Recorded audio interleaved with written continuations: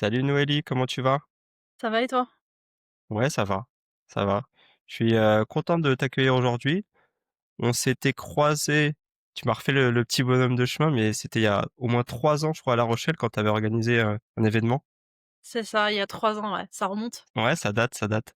Écoute, je suis content de, comme je le dis, de t'accueillir parce qu'on va parler d'un sujet, heu, que je ne connais pas du tout, tu vois? Et même, il y a une petite partie de moi qui a hâte de découvrir ça et une autre partie de moi qui est très sceptique. Donc en fait, j'ai hâte que tu puisses m'éclairer par rapport à ça. Est-ce que tu es OK, prête? je suis prête, c'est parti. Trop bien. Donc je démarre toujours les podcasts en posant une question qui peut être dure pour certaines personnes, mais comment toi tu te présenterais aujourd'hui en une phrase? En une phrase, j'ai un alors, je dirais que je suis Noélie et j'ai expérimenté, la vie sur tous les biais et toutes les coutures qu'elle peut nous apporter. Très large, on va justement explorer tout ça. Et pour ça, bah, l'idée, c'est d'aller comprendre au démarrage. Donc, est-ce que tu peux nous parler un petit peu de ton cadre familial? Voilà, nous dire comment tu as grandi? Est-ce que tes parents, ils étaient entrepreneurs? Est-ce que tu as des frères et sœurs? Et après, nous faire part de tes débuts dans ta scolarité quand tu étais à l'école primaire, par exemple, ou des choses comme ça. OK, alors j'ai un parcours un peu atypique, faut savoir que donc j'étais une petite fille, très, timide, très réservée, introvertie. Je parlais pas du tout. En fait, je suis née déjà à 6 mois et demi, en Allemagne, parce que mon papa était militaire et ma maman donc, je mets un peu le cadre familial pour expliquer et ma maman en Oui. fait était une enfant de la DAS qui n'a pas pu être adoptée. Donc du coup, moi, j'arrive, après, 1 an, à savoir qu'1 an avant que je naisse, mon papa, avait perdu sa maman et sa sœur dans un accident de voiture, donc quelque chose d'assez tragique et moi, en fait, j'étais le bébé un peu, de bonheur, quoi. Voilà.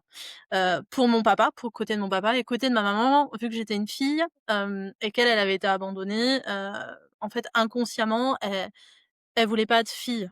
Enfin voilà, elle aurait préféré avoir un garçon. En gros, c'était ça et donc moi j'arrive 6 mois et demi, 2 mois et demi de couveuse, je sors de la maternité, j'arrivais pas à me réchauffer. Première chose que font mes parents, ils me mettent en fait dans les pattes du chien pour me réchauffer et en fait le chien devient mon meilleur ami. Ça s'appelait Cantilène d'ailleurs, je lui fais un petit coucou comme ça et en fait, je passe toute mon enfance, avec le chien et c'est elle qui m'apprend à marcher q et cetera et après vient le fait d'aller à l'école à 3 ans, et moi, j'étais en fait une enfant qui créait beaucoup. Je dessinais, j'inventais plein de choses, beaucoup dans mes rêveries, on va dire. C'est ça aussi qui Mmh. a permis d'être qui je suis aujourd'hui et arrivée à l'école, des règles, des normes, des choses à respecter et donc en fait, moi, je me rentre dans une forme de mimétisme où je n'ai pas de copains, pas de copines et où en fait, j'étais toute seule, ben, dans la cour de récréation et je passe en fait pas mal d'années en fait à observer, les humains jusqu'à à peu près l'âge de 7 ans où mon papa quitte l'armée et se reconvertit dans le monde du cheval et arrivée en fait dans le monde du cheval, je trouve un nouvel ami, où je me dis: «Ouais, c'est trop chouette en fait les chevaux», bah, en fait, ils comprennent, qui je suis et surtout je suis intégrée à leur groupe, c'est-à-dire que je vis avec eux. Donc je monte sur le dos de mon cheval, parce que mon papa donc du coup achète des chevaux et cetera, et je passe ma vie avec eux. C'est-à-dire que je dors, je fais tous mes devoirs avec eux, je mange avec eux. Mes parents viennent me chercher, tous les soirs et me disent: «Il faut que tu rentres, faut pas que tu dormes avec le cheval». Et voilà et on arrive en fait à l'année collège où, bah, je continue à être toute seule sans copains, sans camarades de classe, et dans ces années-là, je subis à la fois du harcèlement, scolaire où, bah, en fait, bah, les enfants se moquent de moi parce que Ouais, ce que j'allais dire, tu es un peu la fille perchée, c'est tu ça. parles avec personne.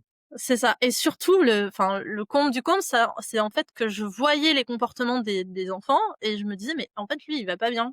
Donc j'allais les voir et je leur disais: «Attends, là tu as tel comportement et en fait tu comprends pas que ça va pas en fait dans ta vie».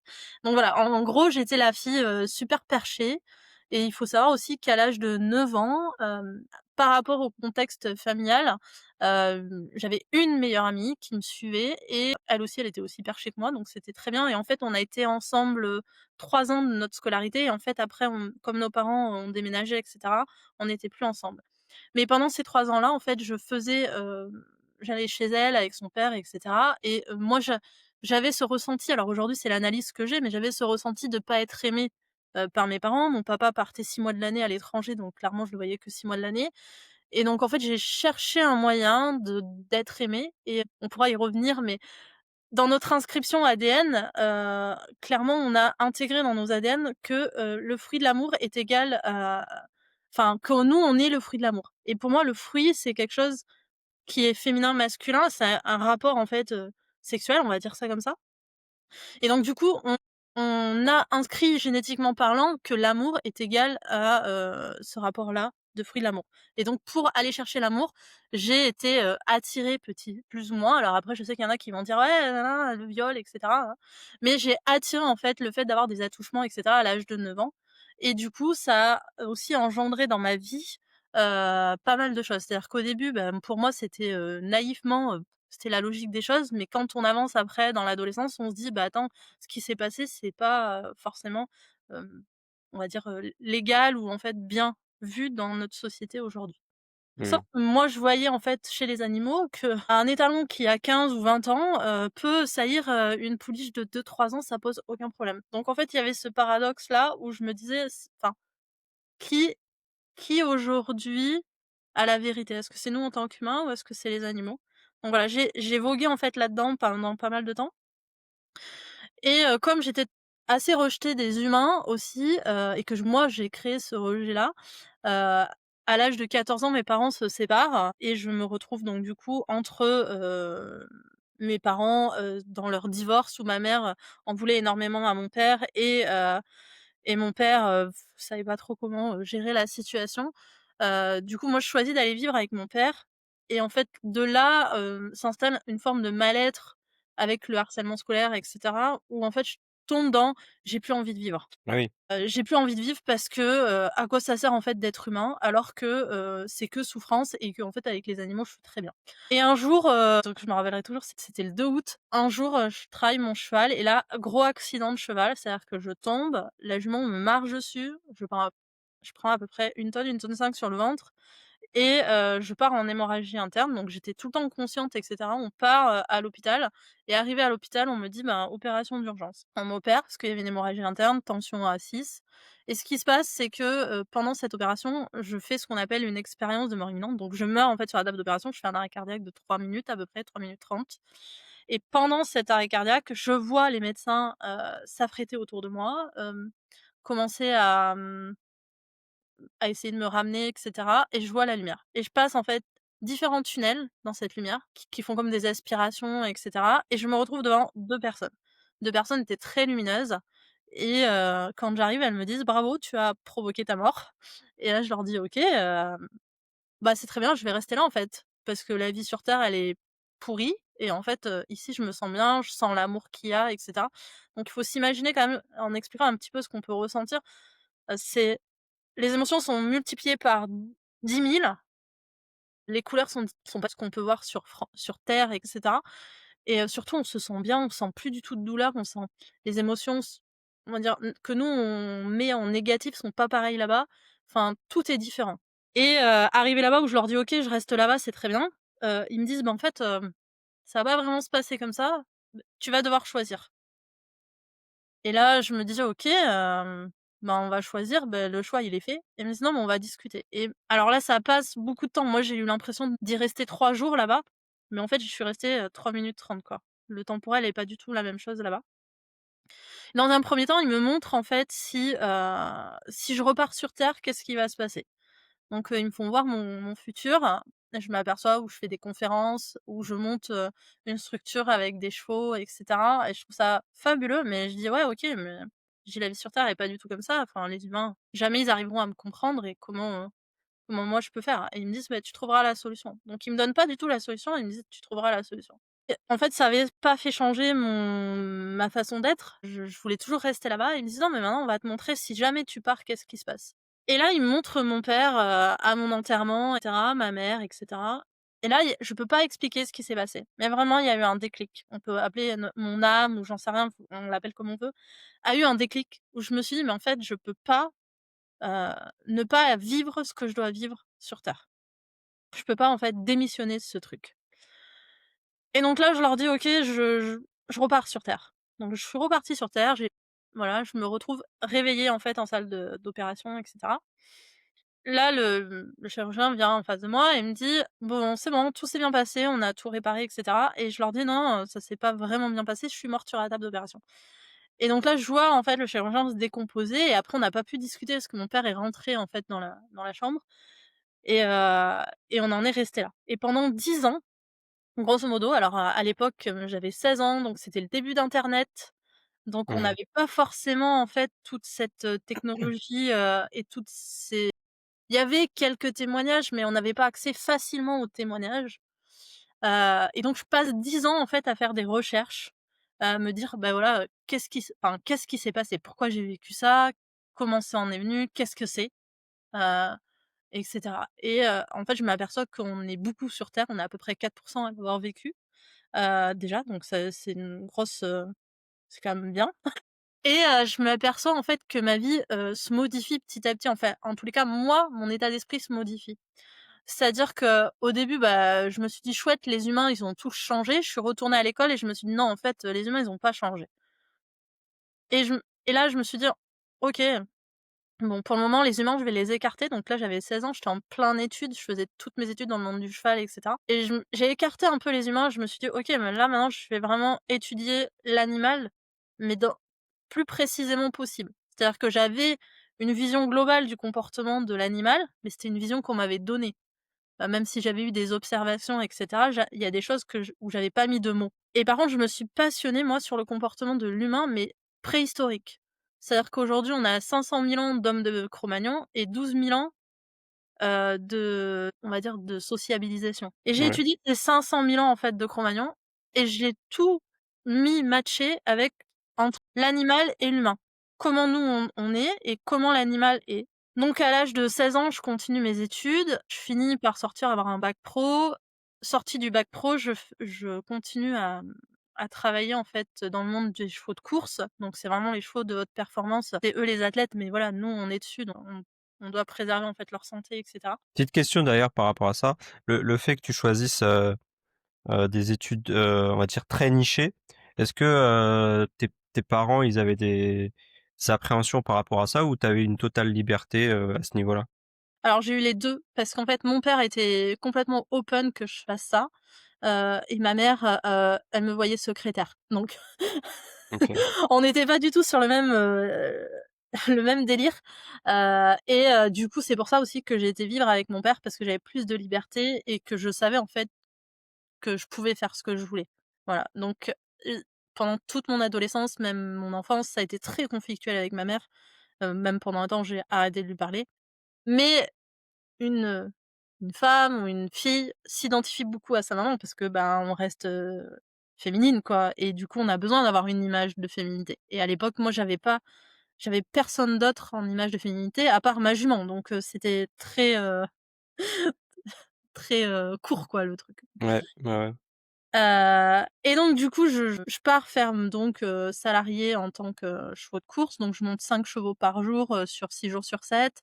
Je fais 40 kilomètres de course par semaine, enfin beaucoup de sport et cetera.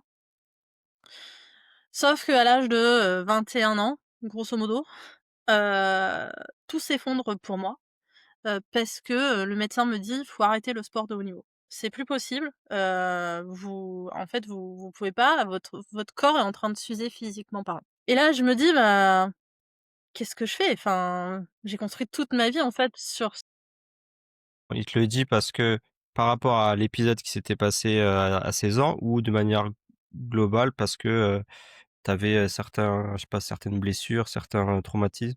en fait, si tu veux, j'avais, très mal au dos OK, certains matins et je comprenais pas pourquoi j'avais très mal au dos. Donc on pousse les examens et on s'aperçoit que j'avais L4 et L5 de naissance soudées. Ce qui fait une usure prématurée en faisant du sport de haut niveau, et surtout OK, que, en fait, je faisais pas attention. Moi, je faisais du sport pour du sport, quoi. C'était un défouloir, c'était, voilà, 40 kilomètres de course. J'écoutais pas, j'ai mal à mon corps, c'est pas grave, allez, j'y vais. Donc j'ai vraiment usé. Mon corps est pas usé aujourd'hui, mais mon corps était musclé, en fait, dans une forme qui me faisait mal. OK. Donc le médecin me dit: «Il faut arrêter tout ça parce que à 40 ans, vous marcherez plus, quoi». En gros, c'est ce qu'il me dit. Et puis en plus, faut savoir une chose, c'est que, toute cette période-là, au niveau santé, après avoir, mon accident, j'avais plus de rate, l'estomac qui avait été broyé et le rein complètement écrasé. Donc les médecins avaient essayé de me mettre des médicaments en place, sauf que les médicaments faisaient rien, mon corps rejetait complètement les médicaments, donc il fallait que je trouve une solution pour garder une bonne santé et pas être malade, constamment. Parce que quand on a plus de rate, en fait, on a une chute du système immunitaire et avoir un équilibre, en fait, au niveau, psychologique et mental, quoi. C'était pas évident, les médecins m'ont souvent dit: «Ouais, on vous donne des antidépresseurs», j'ai toujours refusé et du coup, je me suis dit: «Bah, comment je peux faire?» Et bon, à 21 ans, il se passe ça et là, je peux pas expliquer vraiment comment ça s'est passé parce que je même moi, j'arrive pas à comprendre le contre-pied que j'ai pris.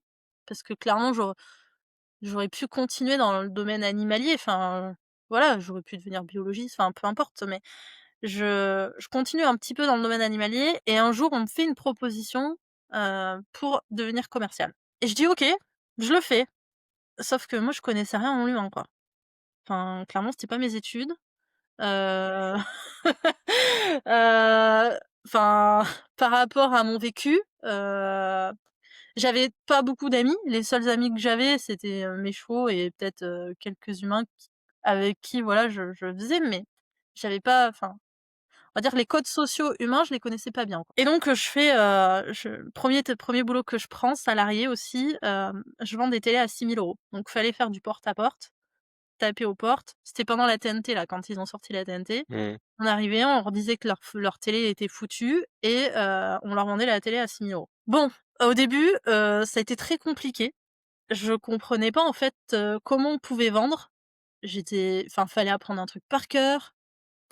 Je l'apprends par cœur parce que je me dis qu'il faut que je continue. Enfin, j'étais assez persévérante, voilà et je me dis: «Il y a un truc à aller chercher». Je sais pas, au fond de moi, il y avait un truc où faut que je comprenne un truc et puis là, ben, la directrice qui était à l'époque, ma directrice quoi, elle me dit: «Si tu vends pas, t'arrêtes». Et à cette époque-là, faut savoir une chose, c'est que, bah, je m'étais engueulée avec mes 2 parents, donc j'étais toute seule pour subvenir à mes besoins et à un moment donné, pour subvenir à ses besoins, quand tu réfléchis pas trop, tu sais qu'il faut de l'argent pour acheter à manger, pour payer son loyer, quoi. Donc en fait, il y a le mode reptilien qui se met en route et qui te dit: «Ben, en fait, faut Il y a plus le choix. il y a plus le choix, quoi». Et du moment où il y a eu plus ce choix-là, je me suis dit: «OK, bon, et ben, je vais observer les gens, quoi et je vais essayer de comprendre comment, par exemple, quand il y avait des chevaux qui allaient pas bien, hop, tout d'un coup, je faisais un truc, qu'ils allaient bien». Et là, je me suis dit: «Je vais essayer de faire la même chose avec les humains. Quand c'est quoi leur peur? C'est quoi leur peur et comment je peux appuyer à leur peur pour les calmer?»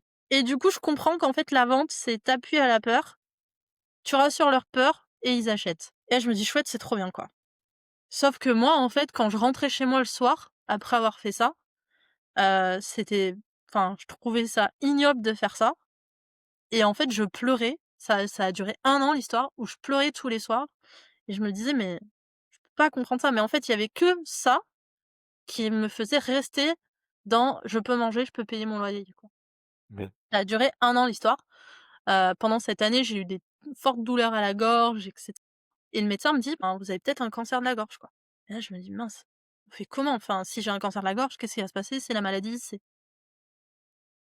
On fait les examens, pas de cancer de la gorge, mais par contre, on s'aperçoit que c'était l'état, psychologique qui entraînait, en fait, ces grosses douleurs de gorge, quitte à avoir, en fait, de l'amoxicilline tout le temps, quoi. En fait, je l'avais Oui. en constant et le médecin me dit: «Bah, écoutez, on a une solution, c'est qu'on peut, prendre des antidépresseurs, quoi». Et là, je lui dis: «C'est hors de question, en fait, je ne veux pas ça». Et je tombe sur une publication, sur internet, quoi, où c'était, stage, amérindien, enfin, hutte de sudation et cetera et j'avais fait des recherches un petit peu sur la hutte de sudation et je m'étais aperçue qu'au niveau santé, c'était top.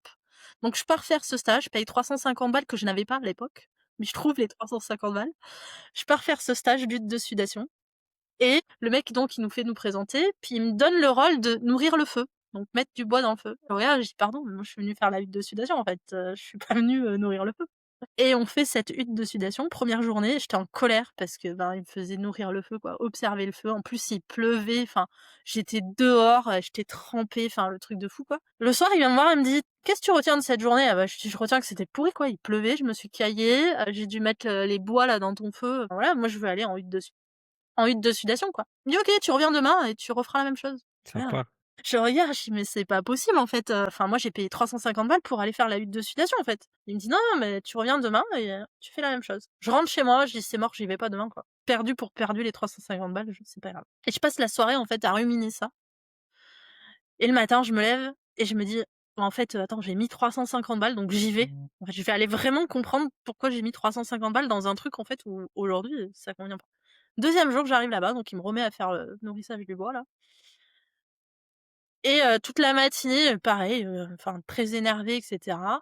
Et en fait, l'après-midi, je commence à me calmer, je me dis: «OK, je vais observer le feu, je vais essayer de, d'aller chercher l'enseignement, en fait, de ce feu». Et je trouve que quand on met un bois comme ça ou comme ça, en fait, ça permettait de garder le feu et le feu pouvait, en fait, chauffer plus vite à des moments et chauffer moins vite à des moments. Et milieu de l'après-midi, il vient me voir et puis il me dit, T'es «Qu'est-ce que calmé. tu as appris?» Ouais, il me dit: «Non», il me dit pas: «Tu es calmé», parce que lui, il s'en foutait, en fait, il Mmh. rigolait bien à sa hutte de sudation, tu vois, me regarder. Il me dit: «Qu'est-ce que tu as appris?»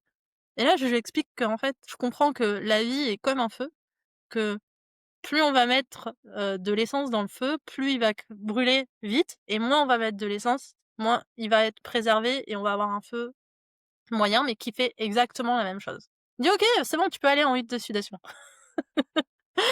Et donc je Alors fais la hutte. concrètement, c'est quoi une hutte de sudation pour les gens qui connaissent pas? Alors une hutte de sudation, c'est, on fabrique en fait avec des branches, un abri en fait en branches et où on met après plein de couvertures dessus et on amène des pierres réfractaires à l'intérieur.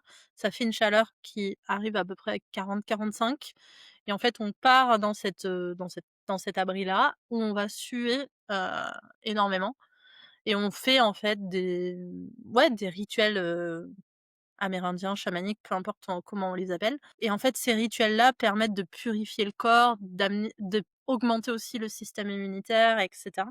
Et moi, en fait, j'y allais à la base pour aller augmenter mon système immunitaire pour arrêter d'être malade. Sauf OK. qu'en fait, ça m'a apporté 10 fois plus parce que je me suis dit: «OK, en fait, dans la vie, plus je vais mettre de la colère dans ce que je fais, plus ça va cramer vite et plus je vais essayer de retraiter, en fait, mes émotions, moins ça va cramer vite, mais par contre, ça fera le même effet à long terme et je vais moins m'user». Du coup, je rentre de ce week-end-là, chez moi et je me dis: «OK, bon, maintenant ma vie elle est comme ça. Comment je peux arriver à trouver du bénéfice tous les jours dans mon métier de commercial?» Et je me rappellerai toujours, je me passe des mois et des mois, hem, à me mettre une note sur combien je m'aime en pourcentage et à écrire en fait comment faire pour le moins m'user possible et vendre sans, avoir de remords, sans rien. Elle était à combien cette note au début? Alors au début, elle était à je crois que c'était 15 ou 20 et petit à petit, au bout d'1 an, je suis arrivée à 80, donc c'était cool. Mais en fait aussi, à chaque fois que j'avais une note, je me disais: «OK, qu'est-ce que je dois faire pour m'aimer encore plus chaque jour?» Parce que si on met une note sans le «qu'est-ce que je dois faire?», ça sert pas à grand chose. Donc je savais que, par exemple, je devais aller, avec mes chevaux, que voilà, c'était des choses assez ressourçantes, me balader dans la nature, des choses en f que j'avais l'habitude de faire quand j'étais plus jeune, mais que ce métier de commercial m'avait fait abandonner parce que, ben, un métier de commercial, c'est 50 heures semaine, enfin, c'est beaucoup de pression, beaucoup de tension et moi, j'avais réussi, en fait, à comprendre que cette tension et cette pression, c'était exactement la même que j'avais quand, je formais des chevaux de course. Sauf que quand je formais des chevaux de course, bah, j'avais mes moments de détente avec eux et cetera, donc ça me permettait de baisser naturellement cette pression-là.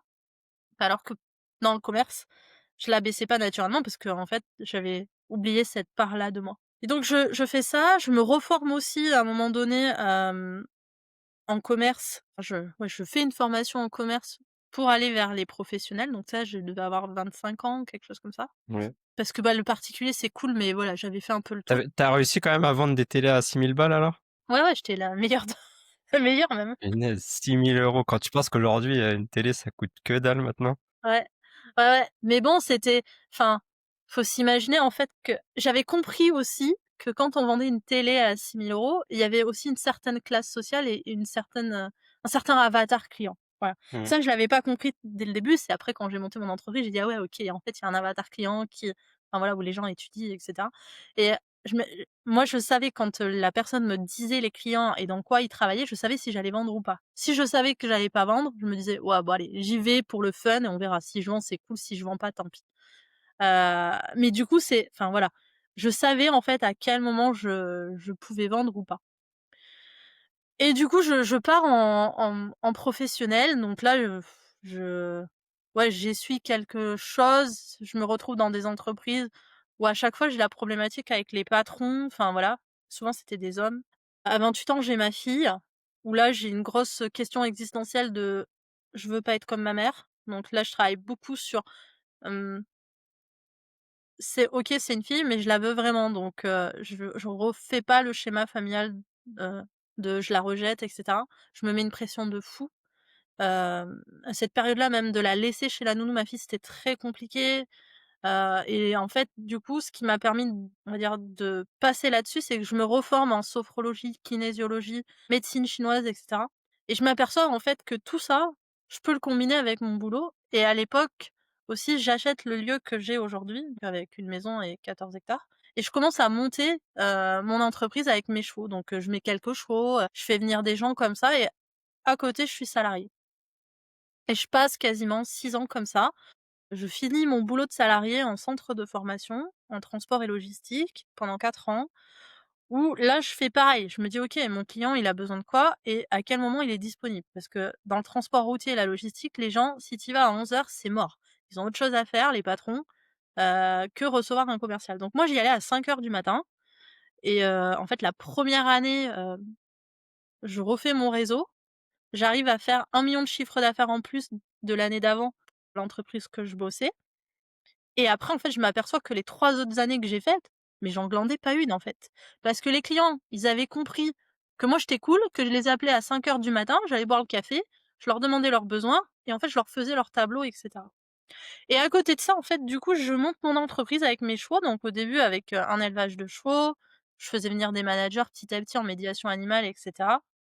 Parce que j'avais déjà cette expertise-là. J'ai oublié de dire que mon papa, en fait, s'était reconverti aussi en équithérapie. Donc en fait, pendant 30 ans, j'ai eu cette analyse en fait de: «OK, l'homme et l'animal, ça se fusionne et il se passe quelque chose» et du coup, j'ai étudié ça tout le long de mon partie salariat Mmh. où je me suis dit: «OK, l'homme, c'est un animal, quel comportement il a par rapport aux animaux et comment on arrive à le mettre en milieu collectif et comment on peut arriver, ben, à vendre ou autre chose» et donc du coup, je fais 4 ans, comme ça. Et la 4e année de ce salariat-là, mon corps, en fait, me fait très mal. Je suis obligée de m'arrêter sur le bord de la route pour vomir et cetera parce qu'en fait, bah, j'en peux plus. J'en peux plus d'avoir 40 heures de commercial d'un côté, je sais pas combien d'heures je passais sur mon entreprise, mais beaucoup aussi. Et pourtant j'avais Plus demandé ta un vie de 80 famille. ouais, plus ma vie de famille, plus, tout ce qui va avec.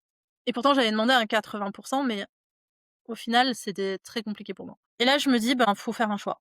Faut faire un choix comme chaque fois où j'ai fait des choix, qu'est-ce que je fais?»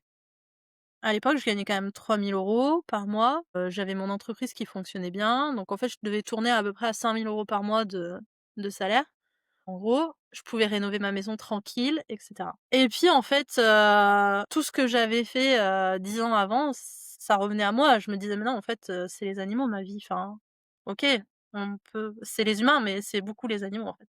Et donc du coup, je commence à, former de temps en temps des gens comme ça pendant 4 ans et au bout des 4 ans, je monte une formation en médiation animale pour devenir, en fait, thérapeute en médiation animale et je me lance et je fais un truc mais la maison était pas rénovée, hein, c'est-à-dire qu'il y avait 4 murs, un toit, c'était de la terre battue, des murs, en béton, enfin en pierre et cetera. Il y avait pas d'ouverture, enfin c'était le c'était comment dire? Grégaire quoi, Ouais. rustique. Et je dis: «Bah, je lance ma formation» et en fait, je fous une pub sur Facebook comme ça et là, j'ai une demande, 2 demandes, 3 demandes, 4 demandes et là, je me dis: «Bah, en fait, je peux plus». être salariée, je vais faire ça à temps plein. Donc je monte ma première formation en 100 présentiel et là, j'ai 8 personnes sur, la première session et je fais ça en même temps que je rénove la maison. Du coup, c'était quoi concrètement? C'est tu aidais les personnes à, c'est quoi concrètement la Bah, formation? c'était une formation pour devenir thérapeute en médiation animale. Et concrètement, ça veut dire quoi pour les gens comme nous qui connaissent Alors, rien? la médiation animale, c'est donc de la thérapie par le biais de l'animal et en fait, en gros, je leur apprenais comment mettre en relation l'homme et l'animal et pouvoir faire de la thérapie avec eux, avec, les hommes et les animaux. Je sais pas si Et concrètement, c'est-à-dire c'était la personne qui avait une problématique, vous pouvez en la fait, c'est une régler? personne qui veut se reconvertir, par exemple, ou qui est dans le domaine de la santé et qui souhaite mettre dans son milieu les animaux, pour accompagner des humains. OK. Voilà et donc je fais ça, première session 8, deuxième session j'ai 10 personnes. Je gagne très, très vite en fait, de l'argent. Je fais 170 000 la première année en fait de chiffre d'affaires. Sauf que je m'use, enfin je ouais clairement je beaucoup de pression. C'était en quelle année ça? 2021. Donc c'était post-Covid, Post-Covid, les gens heu, ont clairement beaucoup, investi sur de la formation. et switché aussi. Je pense qu'il y a eu une grosse introspection, de manière globale. C'est ça. Sauf qu'en fait, les 6 premiers mois d'entreprise, je fais 130 000 en faisant rien du tout, hein. C'est-à-dire que j'avais mis une pauvre pub à 20 € sur Facebook. Vraiment, pas du tout marketing. Voilà, je m'étais dit: «Vas-y, je me lance comme ça». Alors j'étais toute seule, je faisais tout de A à Z, je montais en même temps mes cours, voilà. Je fais 130 000 et là, à 130 000 je me dis: «Waouh, ça va trop vite, je vais me» enfin, je sais pas comment gérer, en fait, 130 000 €. J'avais jamais géré ça. Mmh. Même si je faisais du chiffre d'affaires, en tant que salarié à 2 millions, 3 millions sur la structure, mais c'est pas moi qui gérais, en fait, les dépenses. Moi, je ramenais juste le chiffre. Donc là, j'avais réussi à ramener 130 000 €, mais comment je fais derrière pour les gérer, quoi? Je fais appel à des coachs business parce que, voilà, je paye une fortune là-dedans et et au final, je m'aperçois que faut, implémenter les choses et machin et là, je me dis: «Mais en fait, c'est pas du tout moi» et je me crame grave, c'est-à-dire que toutes les semaines, enfin tous les jours, je planifiais des posts, des machins et je me mettais une pression de dingue et en fait, ça a duré 3 ans comme ça, grosso modo, parce que j'ai fait 130 000 et 130 000 les 2 autres années. Heu et il y a 2 ans maintenant, parce que ça fait 5 ans que l'entreprise est il y a 2 ans, je me sépare du papa de ma fille. J'étais épuisée, mais alors épuisée, je crois que jamais j'avais été autant épuisée. Hem Je fais je fais 1 an comme ça à essayer de tirer les cordes et essayer de: «Ouais, non, mais c'est bon», ça enfin, dans ma tête, en fait, pendant 1 an, je dis: «Mais c'est bon, ça va, je continue, je continue, je continue» et en fait, je tombe enceinte sans le vouloir et là, je sais pas, il y a quelque chose qui se passe parce que j'avais fait toute ma lignée, en fait, j'avais continué à chercher le pourquoi. Il y avait des schémas de fonctionnement qui se répétaient chez moi et cetera. Pourquoi, en fait, un coup, j'avais de l'argent, un coup, pas d'argent? Voilà, je m'étais d moi dans ma tête, je m'étais dit: «J'ai un problème avec l'argent, dès que j'ai de l'argent, je le dépense». Mmh. Et dans ma famille, c'est un peu ce qui s'était passé, c'est-à-dire que mon père avait perdu sa mère et sa sœur, a gagné beaucoup d'argent, a tout redépensé, s'est retrouvé en surendettement, enfin bref, je me suis dit: «Il y a un truc là-dessous, quoi». Donc j'ai cherché et puis 1 an après, faire toutes ces recherches, je tombe enceinte et je m'aperçois aussi que du côté de ma mère, toutes les femmes avaient eu des enfants seules, à part ma maman, mais elles s'étaient mariées après avec des hommes pour au final, avoir, une classe sociale parce que l'homme en reconnaissait l'enfant et était avec Mmh. social au-dessus.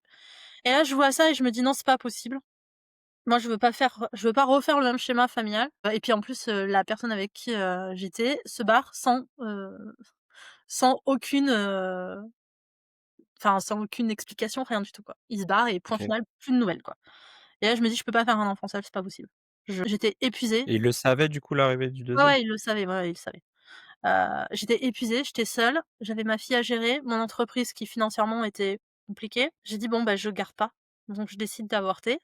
Heu, C'était un choix assez conscient, mais mon corps a mis beaucoup de temps à l'évacuer et cetera.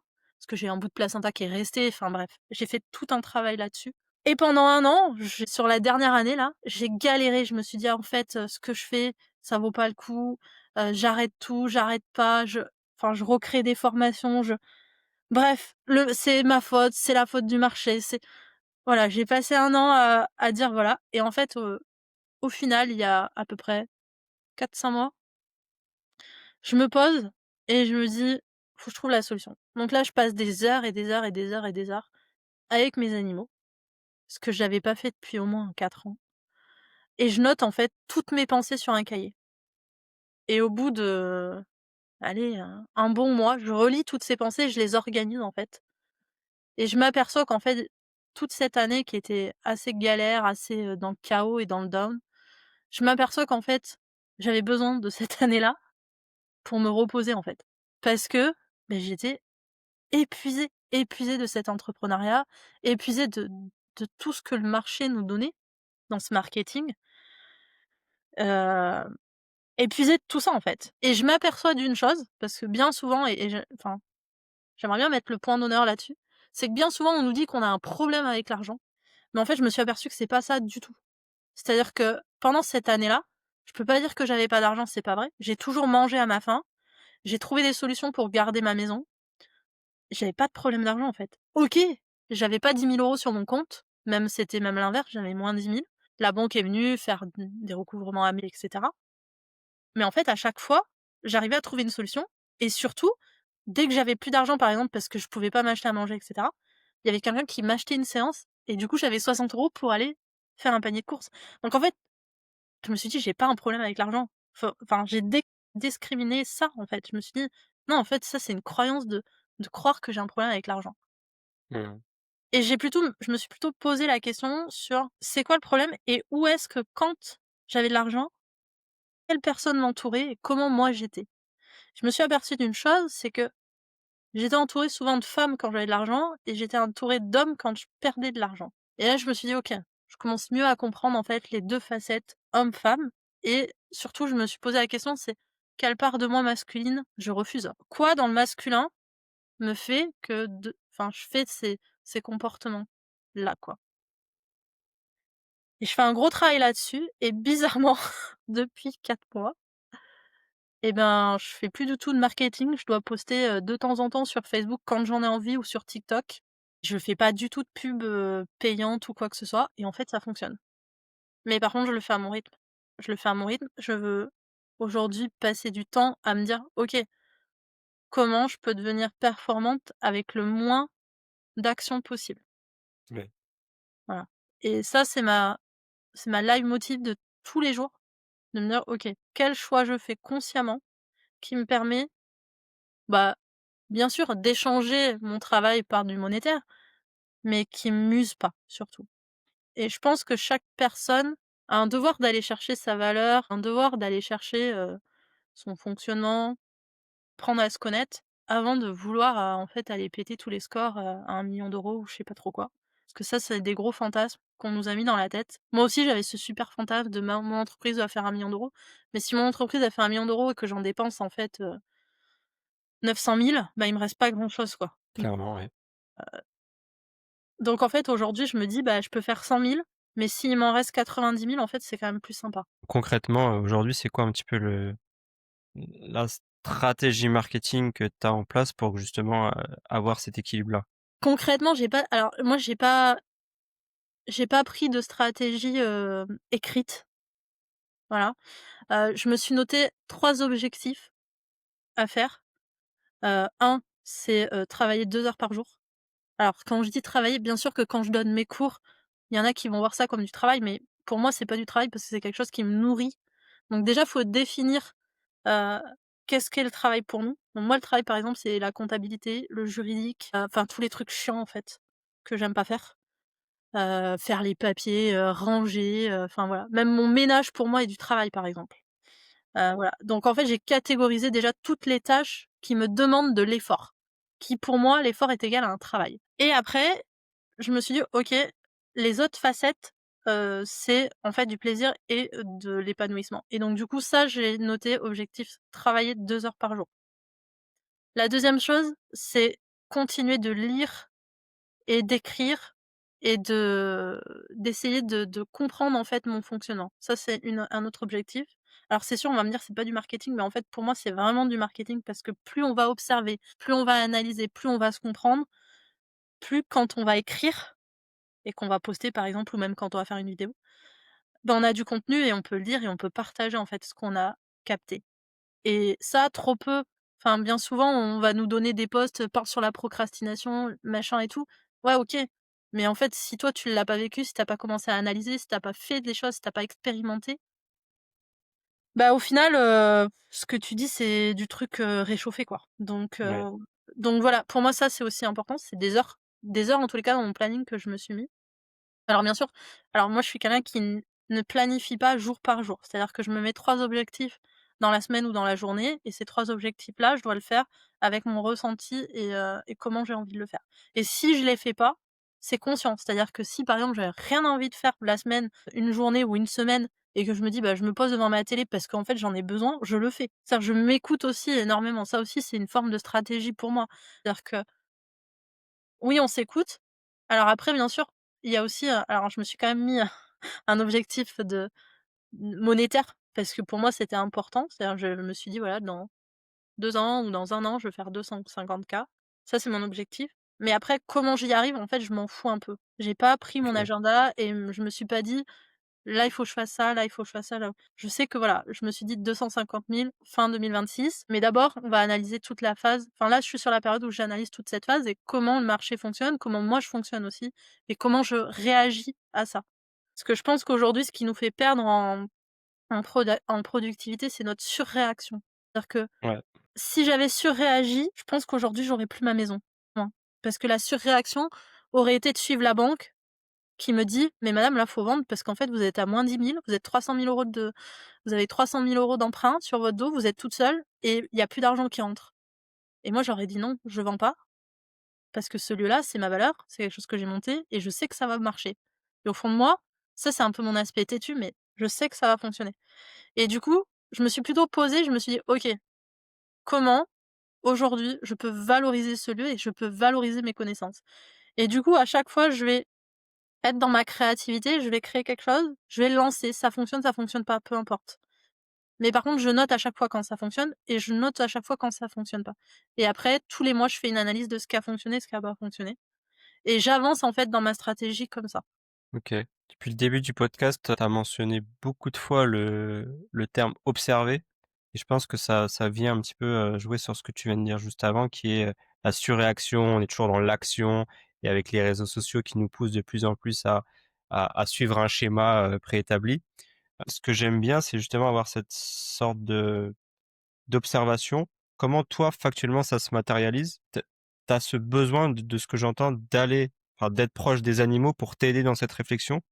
Comment en fait ça tu arrives à prendre ce temps et derrière finalement à capitaliser là-dessus pour avoir, d derrière les bonnes actions? Je sais pas si tu vois ce que je veux dire? Ouais, je vois.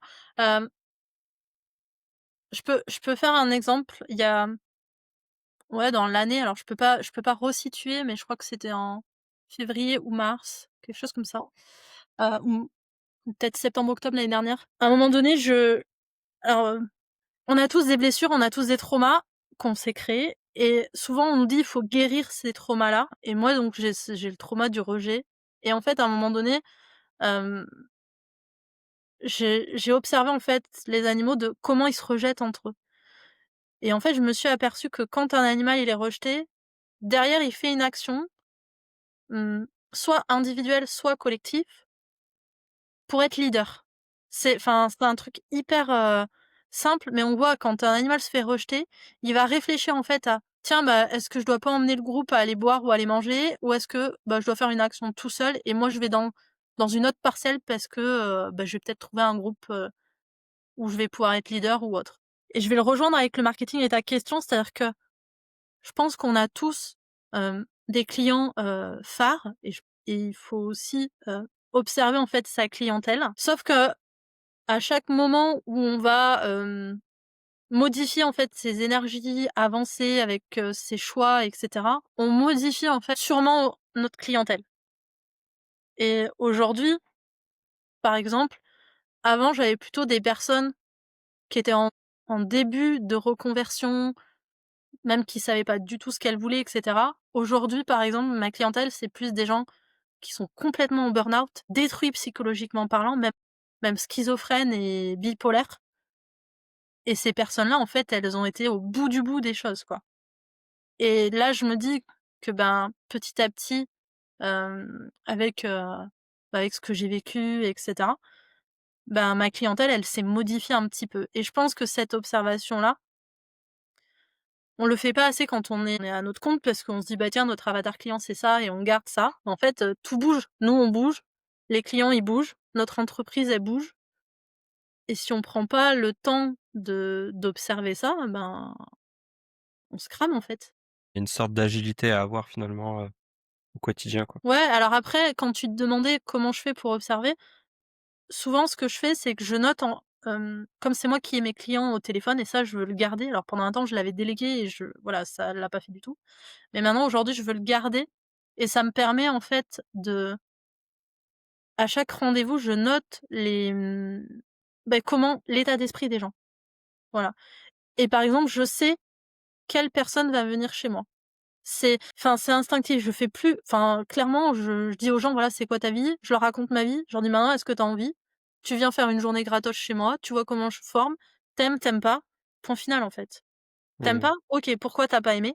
Voilà et en fait, même si j'ai donné une journée gratuite à une personne, bah, moi, ça me donne du contenu derrière à me dire: «OK, en fait, les gens qui aiment pas ça, peuvent pas venir chez moi encore» et du coup, là, je me pose la question de: «Comment je peux faire venir ces gens-là?» Qu'est-ce que chez moi, je dois être agile pour, faire venir ces gens-là et souvent les gens quand ils aiment pas certaines choses chez moi, c'est parce que moi j'ai pas encore totalement accepté cette part-là de moi et du coup je fais ce travail-là de: «OK, quelle part de moi je dois accepter?» ou quelle et souvent c'est des tout petits trucs, c'est infime en fait. Quand on a commencé à bosser comme ça, c'est infime. Ouais, ouais, c'est intéressant, Mmh très intéressant. et après c'est juste une chose, c'est je pense pas que c'est ton niveau d'évolution ne n'est pas reflété aujourd'hui par ton chiffre d'affaires. Je pense que dans le marketing, on a beaucoup dit ça, enfin, tous les coachs business, c'était ça: «Ouais, mais tu passes des plafonds de verre à 200, de 500 000, 1 000 000 et cetera et tout le monde, en fait, s'est basé sur ça. C'est-à-dire que tout le monde s'est basé sur: «OK, tu as passé ce plafond de verre, ça veut dire que tu as une évolution comme ça de toi» et moi, je pense pas ça du tout. Je pense que il y a des fois où la richesse, ça peut être autre et ça va dépendre, en fait, de ce que toi, tu as envie de faire. Moi, par exemple, ma richesse, je sais que c'est mon lieu. Voilà, toutes les personnes qui viennent sur mon lieu me disent: «Mais toi, en fait, tu as acheté ta tranquillité». Bah oui, j'ai une maison 14 hectares autour, il y a pas un voisin, il y a mes animaux tout autour et voilà et en fait, ça, c'est ma richesse à moi. C'est-à-dire que c'est pas l'argent ma richesse, c'est ce le la vie que je me suis construite et je pense qu'aujourd'hui, dans notre monde et dans notre société, on se fixe trop sur: «Ouais, bah, en fait, t'as ça et OK, bah, en fait, t'es riche parce que t'as une voiture, un machin, un truc». Non, en fait, je pense que t'es riche parce que c'est qu'est-ce que t'en fais toi? Ouais, clairement et je pense que si on doit faire un feedback là de tout cet épisode, quand on entend ton histoire, en tout cas, elle est, incroyable dans tous les sens du terme et tu as cette forme aussi de résilience qui fait qu'aujourd'hui tu arrives à avoir, j'ai l'impression en tout cas, cette peut-être cet apaisement malgré qu'il y ait plein de doutes, plein de choses à côté mais ouais, une sorte de d'apaisement et d'ailleurs ça m'interrogeait sur comment toi, tu transmets du coup ta vision du monde, ta vision de l'entreprise ou autre et même ta vision vis-à-vis des animaux à ta fille? Alors ma fille, en fait, ce qui s'est passé, c'est qu'à un moment donné, ça a été une enfant qui a beaucoup posé de questions dès le début. Vers 2 ans et demi, c'était: «Comment on fait les bébés? Me mens pas parce que sinon je le serai. C'est quoi la galaxie? D'où on vient maman?» et cetera.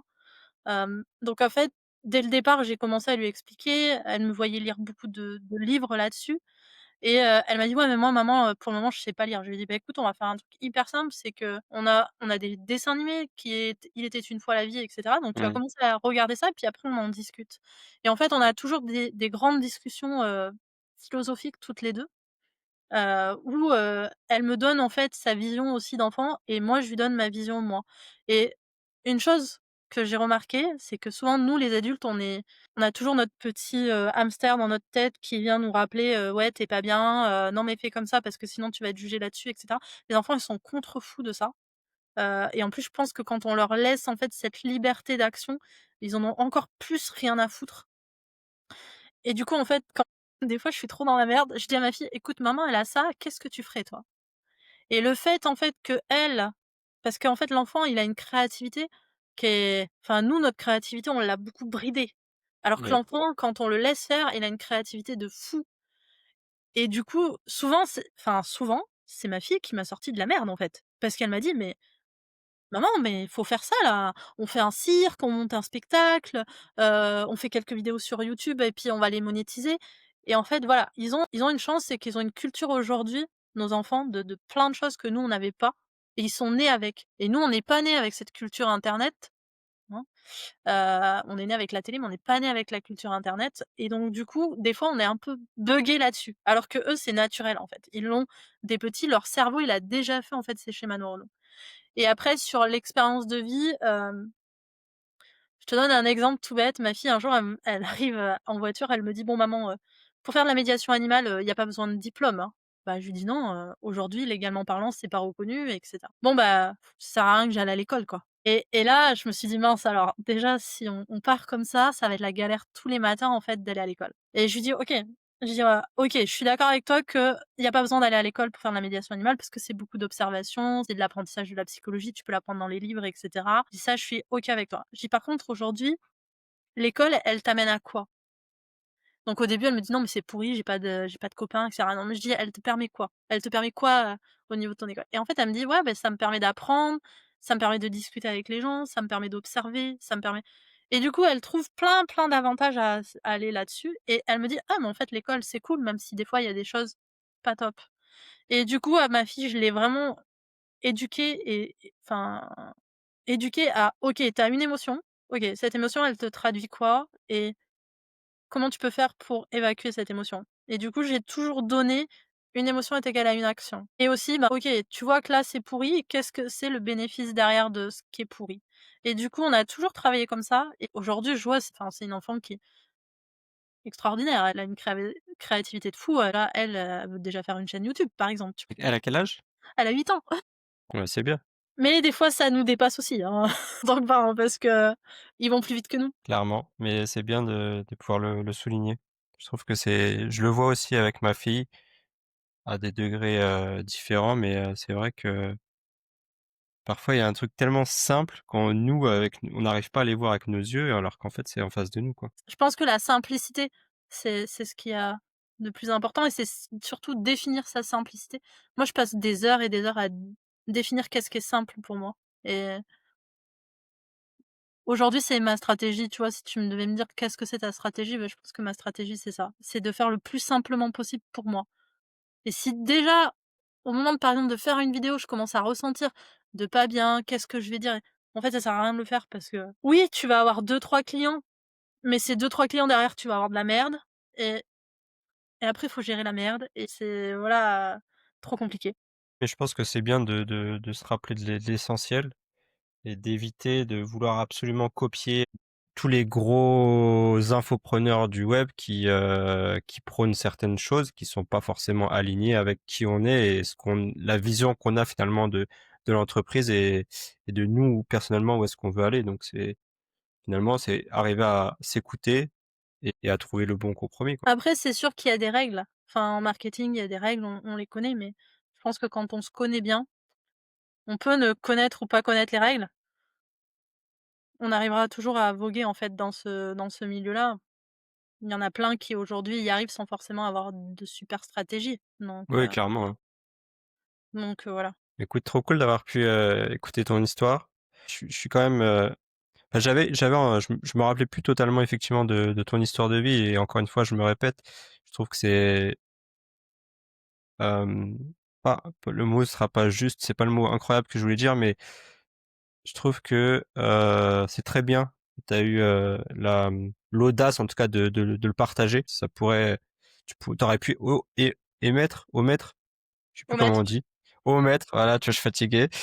Certains détails de ta vie, tu as pris le temps de le partager, donc bravo à toi pour ça.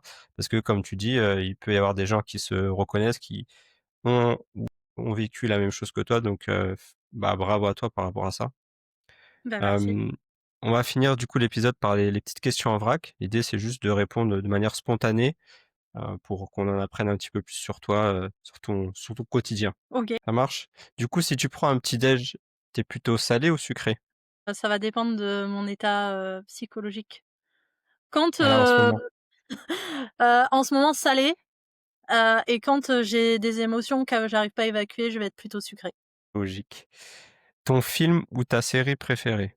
Et la première chose qui me vient, les frères Scott, et ça, c'est parce que quand ça va pas, hop, je me mets dans ma couverture et je regarde les frères Scott. À l'ancienne, ouais. Tu plutôt mer ou montagne? Montagne. Pourtant, je vis au bord de la mer. Mais tu le droit. Ouais.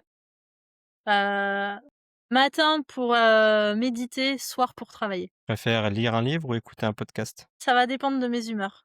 Il y a des fois où je vais dévorer, des livres quand, je vais avoir besoin de trouver des solutions, et il y a des fois où, je vais écouter des podcasts. Voilà, les 2 j'aime bien. Ça marche. Thé ou café?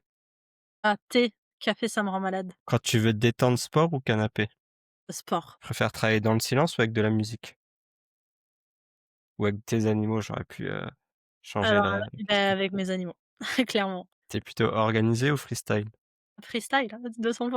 Et la question à 1 000 000, tu préfères 1 000 000 cash maintenant ou 10 000 € par mois à vie? J'ai le droit de répondre rien du tout cela? C'est ta réponse. Je demande pas de justificatif de toute façon. Rien de tout cela. Trop bien.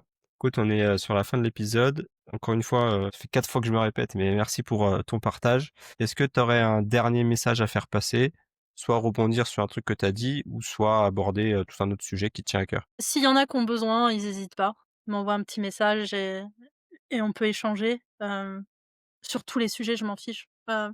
Et après, ben, vivez vos expériences. Je pense qu'il y a la vie, c'est ça. J'allais presque finir et j'ai une question qui m'est apparue. Ce serait quoi ta note maintenant sur ton amour-propre? Tout à l'heure, tu disais que tu étais à 15. Aujourd'hui, actuellement, ce serait combien? Si je prends le moment maintenant, 90. Il reste 10 à aller, chercher parce qu'il me manque mes voyages, mais c'est en train de se mettre en place. Bien, donc on voit l'évolution et la petite marche encore à aller, chercher. Trop bien. Bah, écoute, je te remercie. On mettra en description, tes différents, réseaux sociaux ou, la une page sur laquelle on peut te retrouver. Yes, pas de problème. Merci à toi et puis, Merci bah, à je te toi. souhaite une belle réussite. Merci à toi Bye aussi. bye. Bye.